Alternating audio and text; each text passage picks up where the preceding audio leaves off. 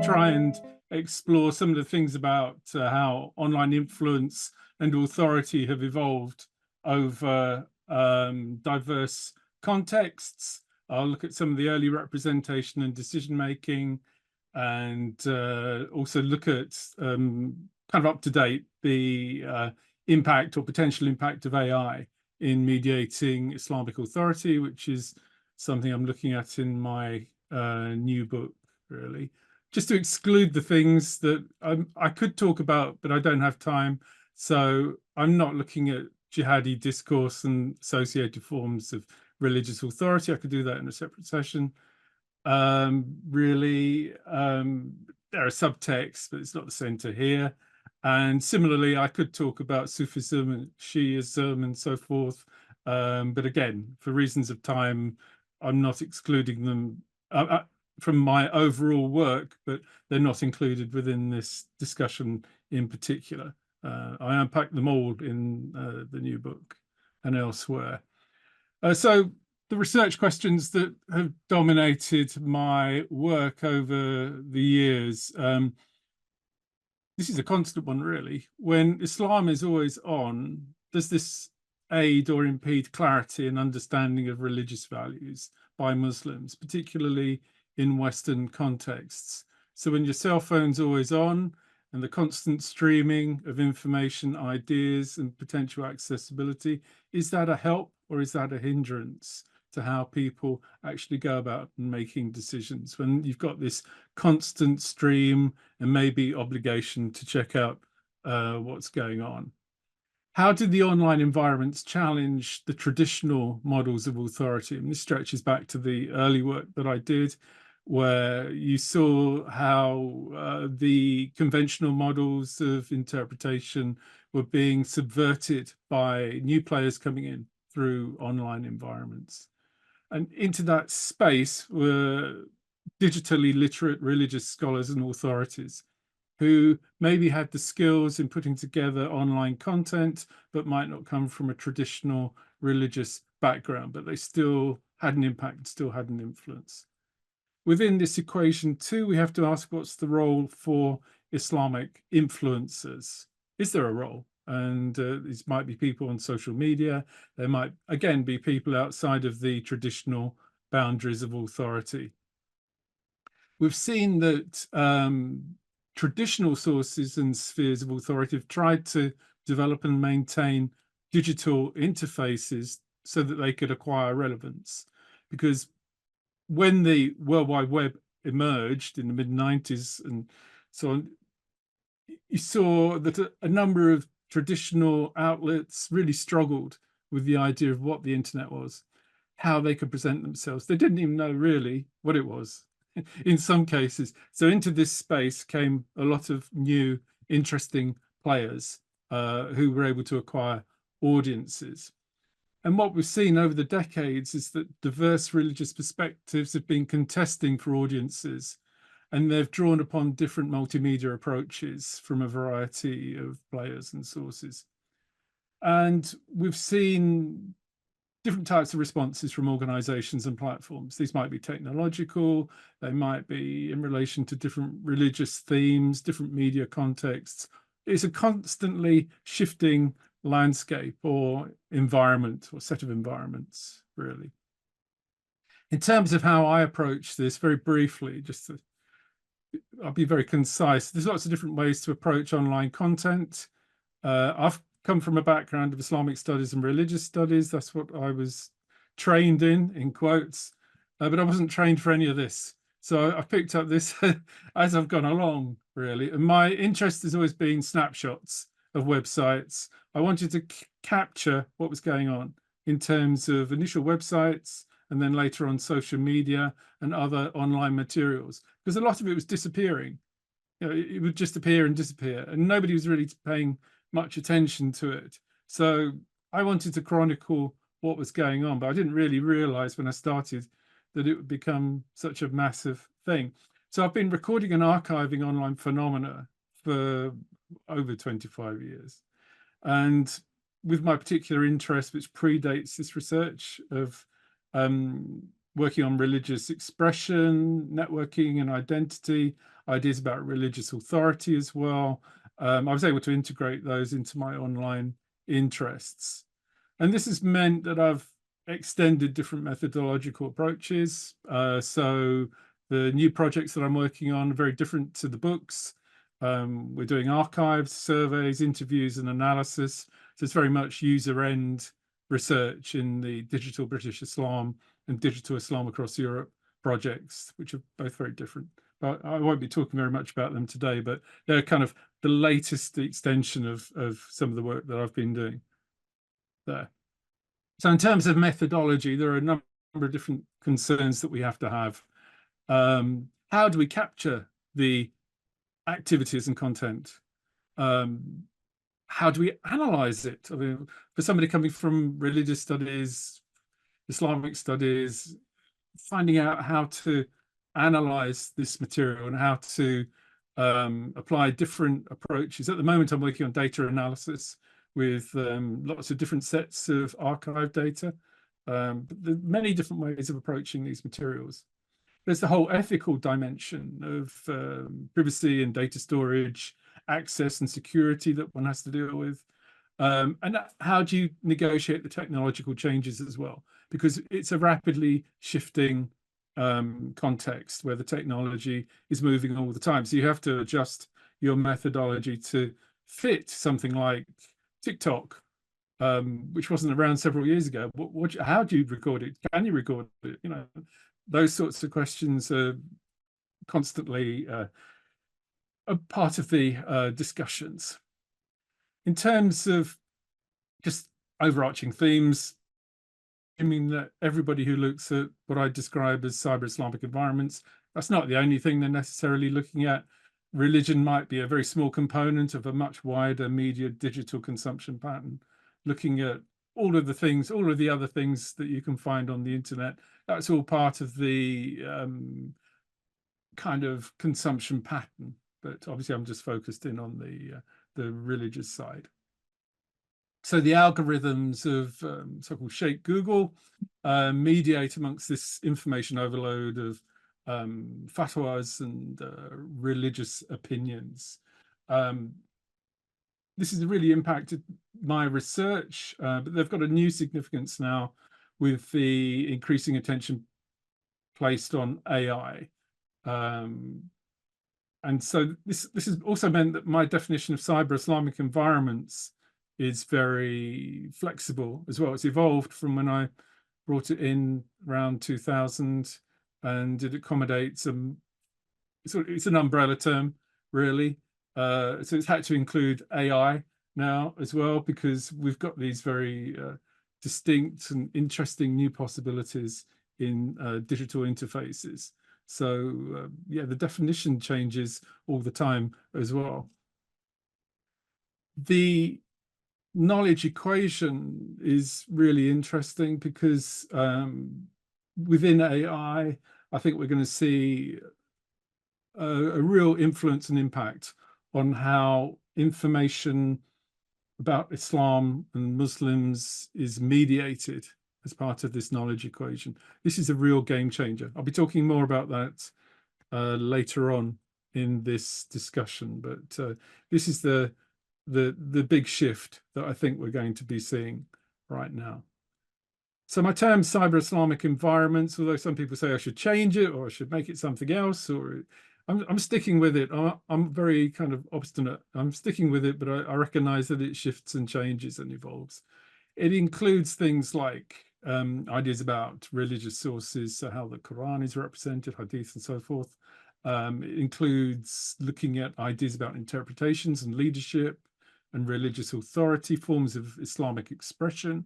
But it can also include ideas about so-called activism, politics, diversity in particular, really important in terms of the way in which diversity is represented online, and ideas about networking and networks within these contexts are really important as well. Anybody looking at cyber Islamic environments also has to be very aware of the technology. It's not just the content, it's being interested in the technological shifts, the way in which we've gone from browser only into AI, things like design parameters, how a page is put together, how a page is coded. I look at the code of pages as well as part of this analysis, different types of interfaces. And some people might remember introduction of different forms of multimedia. Nowadays, with maybe some student audiences, they forget that there was this great big evolution of technology. And then we got excited when we could find a whole text of the Quran available with recitation, audio recitation, which seems pretty standard now. But when that first appeared, it was another one of those game changers. The emergence of multimedia, the importance of things that moved, improvements in bandwidth, meaning that we got more media as well. And then the impact of mobile devices. It's very difficult to explain to people that once upon a time, you had to sit at a computer and you had to dial up on a modem, and you had to wait for content to come down a line, and often that wait would be very long. And now everybody's on mobile devices, on social media, and there's that assumption that in many cases, people are always going to be able to access the content. But these are things you have to keep in your mind when considering ideas about cyber Islamic environments. Also, not to make assumptions about the different types of readers as well. You might have core readers who are enthusiasts and supporters. You might have people who are looking in, external parties and viewers. And there might be those who sort of dip in and out, the casual readers and supporters of different platforms, people just shopping around or looking out of curiosity.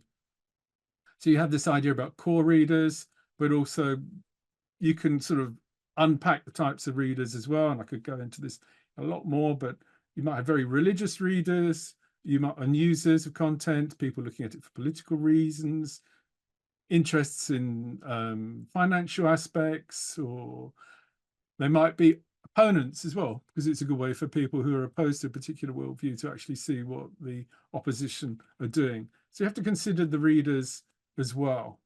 And also ask the question, what makes a site Islamic? So how do you make that determinant? Do you make an assumption, or do you base that on something like the design? Might be the color scheme. It might be the type of language that's used. It might be certain logos or GIFs or other images, maybe extracts from the Quran. It might be the type of one-to-one contact that can be facilitated between users and content creators. It might be an opportunity to network, different forms of information provision. There are lots of different aspects that might give that kind of identity.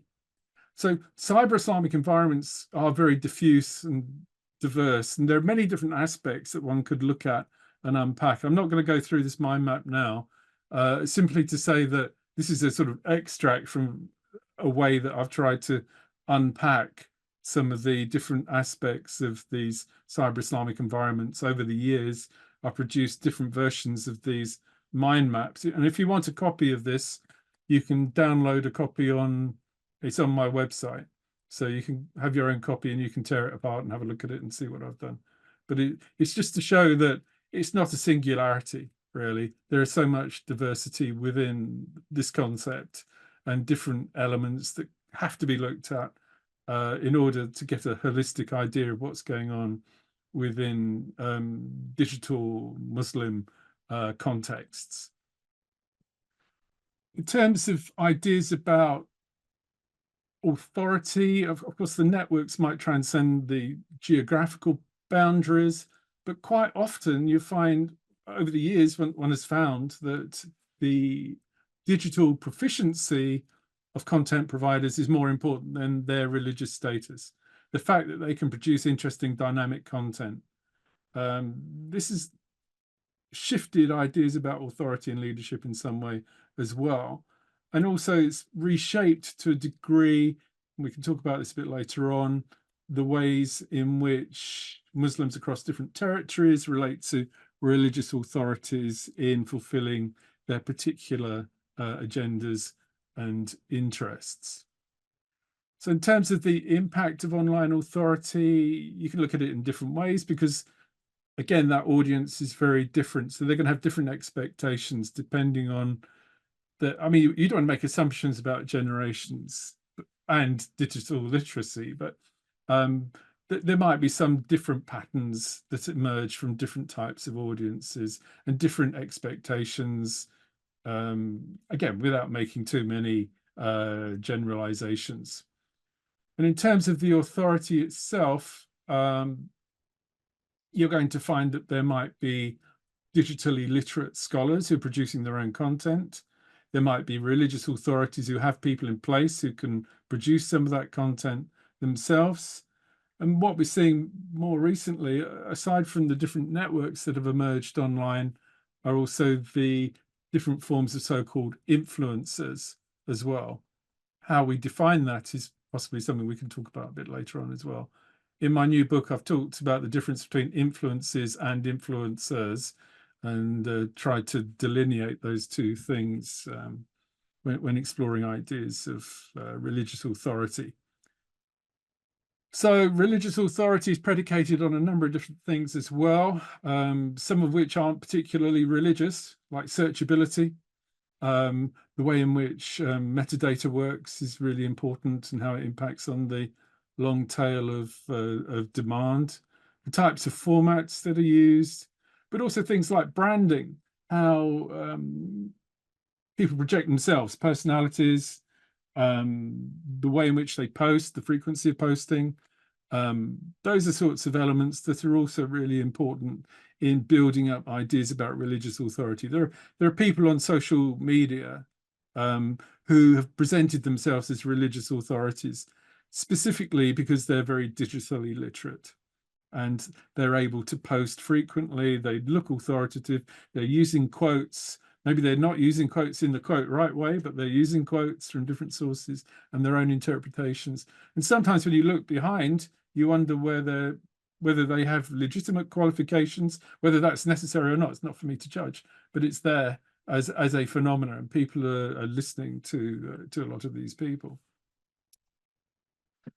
So there are also issues about things like interpretation, where these digitally literate players are going beyond the traditional boundaries.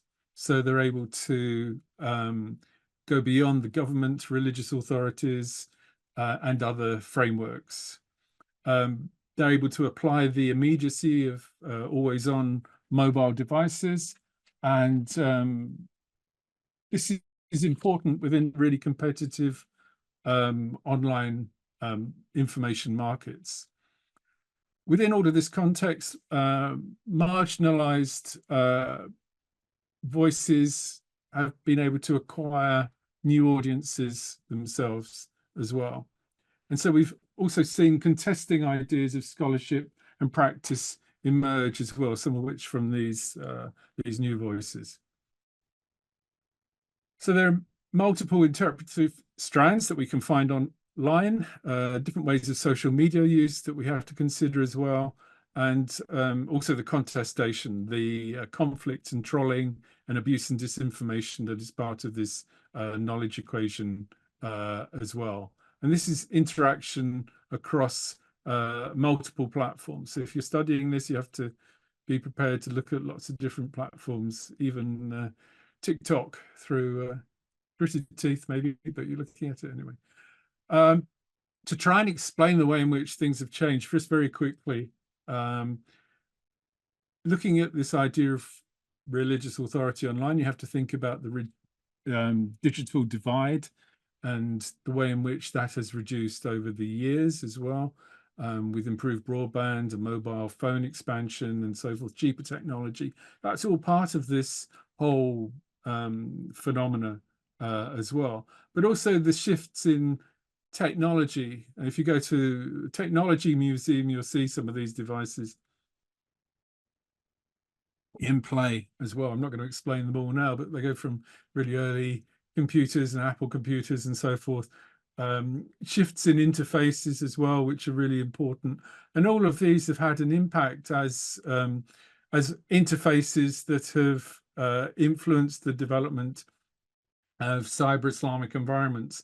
And that includes the ways in which pages have been designed as well over the years, from very early clunky designs through to more contemporary approaches. The impact of online multimedia has been very significant, and this is something I talk about in my books as I've charted it, if you're interested in how that has impacted on ideas of religious authority over the years. So we've seen the development too of things like apps as a way of mediating religious authority, and content becoming more nuanced and multilingual as well as digital divides decrease and literacy improves as well. And this includes more nuanced and micro areas of understanding under a sort of long tail of demand, which also encompasses influencers who are more interested in lifestyle and identity as part of the knowledge equation as well. And then very specific ideas about networking, interpretation, and interests. Social media apps being a very important aspect too. The impact of TikTok in terms of articulating ideas about Islam is a really interesting one that I've talked about elsewhere. So if you're looking at ideas about how the authority has kind of evolved as well, some figures that I've looked at in a lot of detail. I mean, I could do sessions on them, longer sessions, but just very quickly. Al-Munajjid is a very interesting figure, Syrian-born. He's the core of islamicqa.info, which is one of the longest running sites, really, and over time has had one of the highest profiles in terms of its development and influence. It's been very highly ranked over the years. This makes it very influential. So it's quite interesting to see how that's evolved. You can see I've got copies of all of these old websites somewhere on different drives. So you can see how they've changed over time with different browsers, and how his organization, if not him, have responded to these changes in technology. So you see this from I mean, this was similar in '97, but this is the 2002 version of this page there. So it's sort of very basic, but Q&A type sites. But already it was beginning to get multilingual and have an influence, and it was very responsive to different questions. People able to position and put in different questions to scholars. And this is a phenomenon that's continued during the pandemic, for example. The COVID-19, there are a number of questions which emerged where people were trying to respond to the different aspects of COVID-19. And for example, is it appropriate to wear PPE, personal protective equipment, when praying? What are the pros and cons of that? Different ideas about quarantine and so on. So Islam Q&A is trying to present itself as a place where people could come to for responses to that type of question as well. Even though Al-Munajjid was incarcerated by the Saudi authorities, the website kept going, and in fact it launched an app as well, a question and answer app, so you could access these types of questions on your mobile device as well.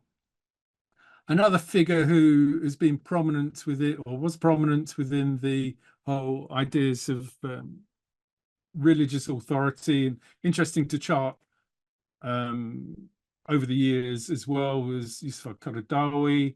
Again, I've looked at him in a great deal of detail in terms of the way in which, I'm not suggesting he was putting the information in, but his organization was very proactive in promoting him and his interpretations. Of course, he was famous before the internet with his presence on satellite TV and different programming that appeared on Egyptian TV as well, but in particular on Al Jazeera.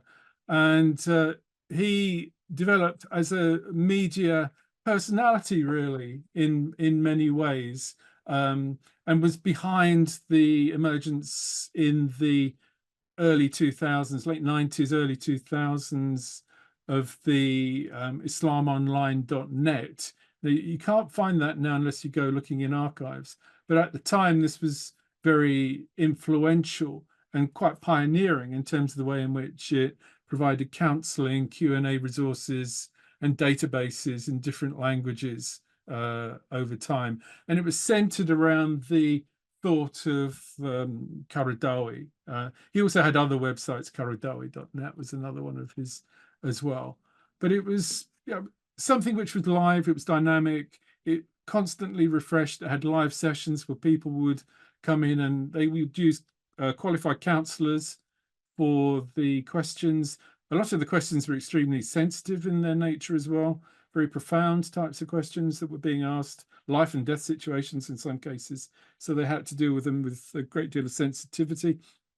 But it was a really interesting way in which this was opening up the idea of fatwa, if you want to use that term, as a phenomenon, and it really sort of started marking it out as a form in its own right.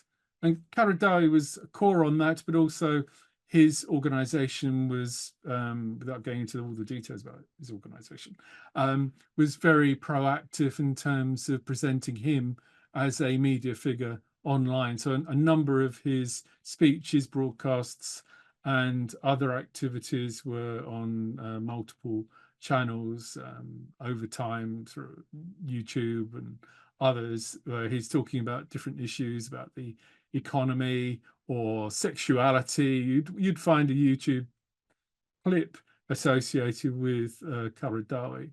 And in the later phases of his life, he died in 2022. There were updates about his health as well. And all of that was being tracked and monitored. So almost every aspect of his life was part of this digital process. So when he died, there was a statement on one of his web channels. And then just to round it off, the organization of his funeral was also part of a digital event as well, complete with Google coordinates and information. I might come back to Qaradawi in a bit because I'm interested in how his legacy will continue after his passing and whether the AI has got a role to play in that kind of sustenance of his or sustaining of his online presence. So let's talk a little bit about algorithms because it does fit. Al-Khwarizmi, you might remember from your history, important mathematician and theorist. He wrote a book about calculation, if you're interested in that kind of thing. He lends his name to algorithms, which is much more important. And also the numbering system comes through him, from Hindu numbering, it goes through to the West via his work as well. So very important. But as we talk about algorithms, we can't ignore him as well. And in terms of algorithms and how they impact on cyber Islamic environments, well, an algorithm is that procedure applied for locating data. It draws on different mathematical processes to retrieve the data from hierarchical structures. And that depends on the input of the searcher, the input of the data creator, and the functions of interfaces. So it's what you put in the search box, but it's also who put the content in, which is what I'm interested in, and how the digital interfaces operate as well. So algorithms are kind of important for everything that you do, from organizing this meeting to everyday life.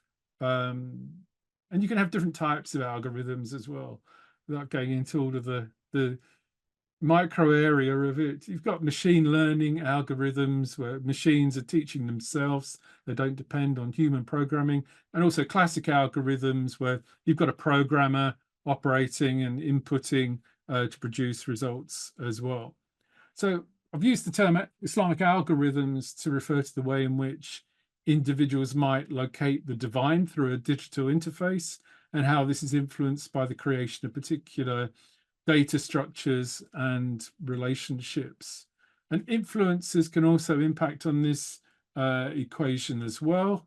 Influencer being somebody who can cause somebody else to buy into a product, a message, or a service.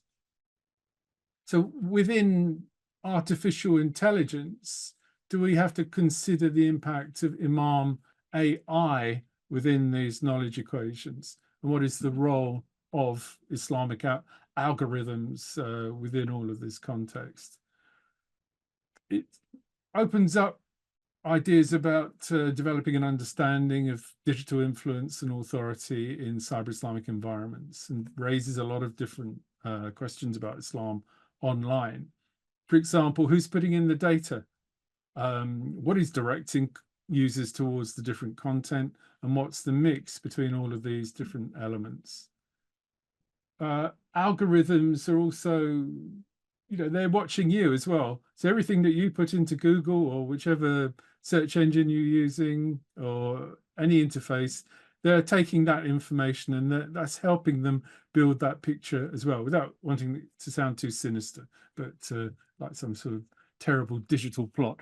But they are watching you all the time. So you have to consider that within any process as well.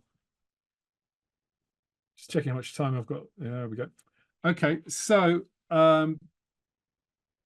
in cyber Islamic environment contexts, this might mean the cookies that are on your computer every time you do a search, if you don't delete the cookies or remove them, then you're going to have cookies about your searches of things about Islam amongst everything else. So maybe these are halal cookies, I don't know. But it's something that we can think about in terms of how people use their devices and how that's influencing their search patterns as well. And that's quite important, I think, to understand how information is accessed, how people locate information about Muslims and Islam online. That might be other Muslims, or it might be people from outside of Islam, how they're accessing that information, and what are all the other elements at play that are impacting on that process as well. So there are a number of different factors that we have to think about, and content developers themselves can apply search engine optimization to lead surfers to different content. So if you look at the code of different pages, you can see that they've built in particular metadata, and this has changed over the years, but in order that their search comes top of a search hierarchy. So it's high on Google's list. And you think about that in terms of the information that you're looking for about Islam. If you've got a question, some information, which are the sites that are at the top of the list, and how are they getting to that position? They might be paying for it through paid verification. If they're using X or Twitter, they might be boosting their post. They might be using professionals in order to boost that influence as well. So there are a lot of different factors that predicate the methods used to locate information about Islam online. Some of them are machine-centered as well, and it might be the AI that's leading you there. So can AI have a role in terms of making a decision, making a religious decision? I mean, that could be a rhetorical question in some way, but there have been some attempts to try and use AI as a means for facilitating some form of religious authority or opinion. Now, how legitimate that is, or whether people follow it, that's something that we can unpack in terms of maybe future research as well. The Islamic Affairs and Charitable Activities Department in Dubai, they launched a few years ago their virtual iftar. This was an AI, and it had a nice launch with photographs and, good press coverage and all of this. And we heard people saying, this is going to be the future. They had 200 kind of AI responses on different aspects of prayer and ritual. And rather than ringing somebody up, they would take a live question on internet chat and reply back. That was the idea. and you can access the app. You can still find the app on the App Store.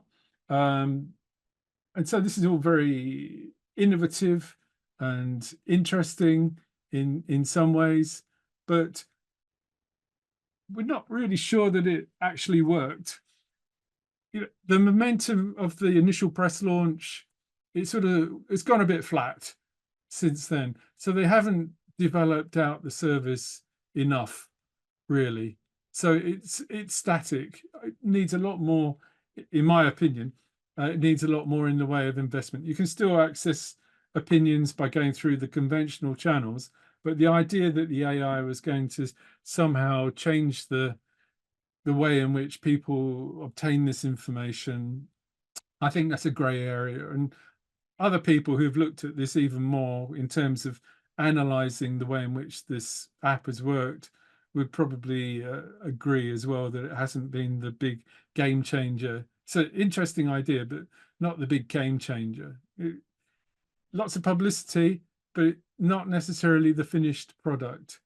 And you could say the same for this one. I don't know if anybody's seen this, but this is the Fatwa Pro that was launched by the Al-Azhar International Center for Electronic Fatwa, which, I mean, that sounds great in itself. But the launch, the app itself seems to have stalled. When I looked at it again the other day, it hasn't been updated for nearly a year or 10 months since it came out in October 2022. It had a big launch, and also it had even had a launch at the House of Commons and the House of Lords in the UK as well. So they were able to get the Grand Mufti to come in and talk about his app, and he got an audience in one of the rooms in the Commons. But after this, not a lot has really happened since. So we have to wait and see whether they're going to invest more money. I'm actually trying to find out from friends whether this is getting more investment now and how they're going to develop it. There is this department of with electronic fatwa as its tag, and they are doing other kinds of databases and things. But is the app going to move forward? Is that going to be the real game changer, or are there particular problems with it that have really stalled the content and the development? Have they found some real issues? So this is kind of my next project. You're already looking at what I'm doing after this book. So this is the stuff that I'm looking at next, really. So it's just giving you a taster of that. I mean, it's not just a case of this happening within Al-Azhar, for example, or in Dubai. Just very quickly on Shiism, because there's a lot of interest there as well. Some people are saying, well, yeah, you could use robots as an assistant in the Shi context. There was a tech group talking about this. Khamenei, he wants Iran to be in the top 10 for artificial intelligence, and this in turn includes ideas about religious authority and information. So they're looking at ways in which, and I haven't seen a full app or a full development yet, but they're looking at ways in which AI can help the clerics in terms of their own understandings and development of religious authority. So it's definitely something that authorities are looking at in detail, and it's a work in progress, I suppose you could say, at the moment, in the way in which authority is mediated. Of course, we've seen a lot of different ways, and again, we've had AI as a sort of game changer, but also the pandemic was another thing that really had a big impact on the way in which religious authority is mediated, because we saw there that authorities had to respond. I think there's a relationship there between the AI development and what happened in COVID, because a lot of authorities that were previously reluctant to go online found that they had to do things like Ramadan rituals or advice via TikTok and mobilize people through social media in a way that hadn't been done prior to the pandemic. I write about that in more detail elsewhere, but I think the two, there's a sort of correlation between the two in what's happened. So search is really important in terms of the way in which a lot of this information has been mediated over time. If anybody who remembers early search, it was a lot more random, but now it's changed, and you can go to sites and you can just search within a particular filter bubble as well in terms of your interests. If you go to particular Islamic sites, for example, you're only going to get results that fit within a particular worldview as well. So search, looking at search and its relationship to AI is important.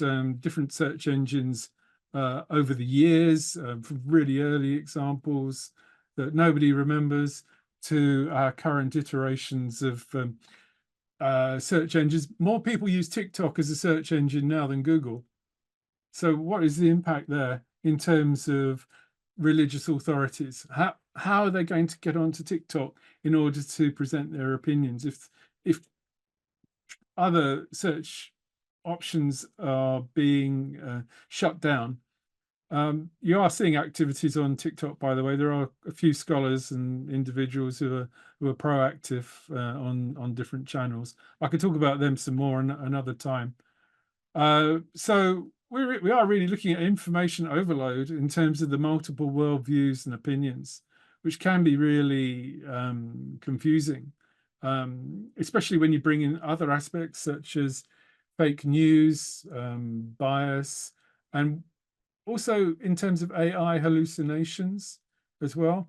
If AI can't answer a question, it makes something up.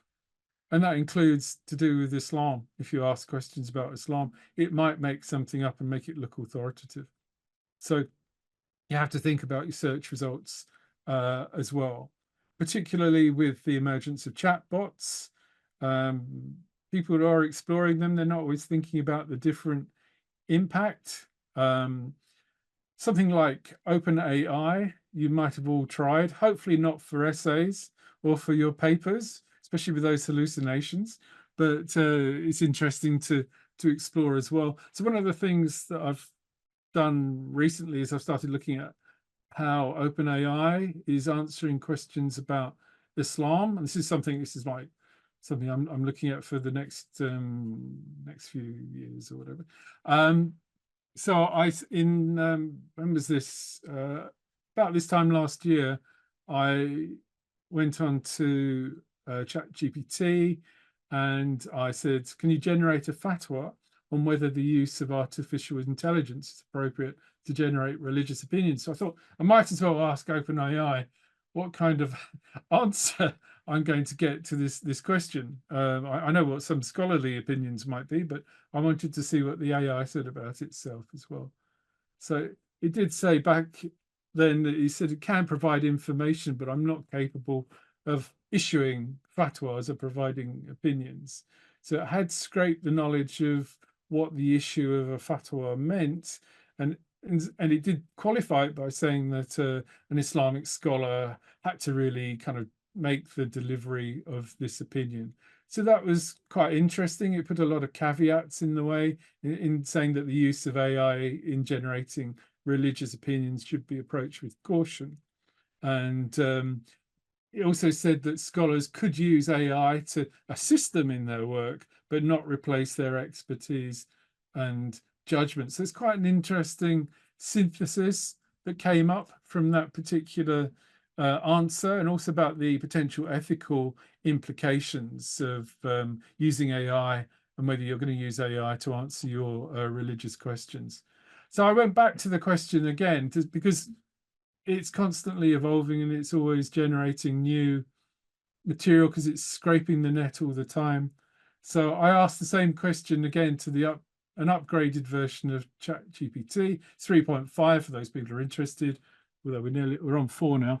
And it says, I'm not a religious authority. Issuing fatwas is a task carried out by qualified scholars that can provide an idea about how AI might be relevant to use in context. So it gives a lot more nuanced answer this time to the same question.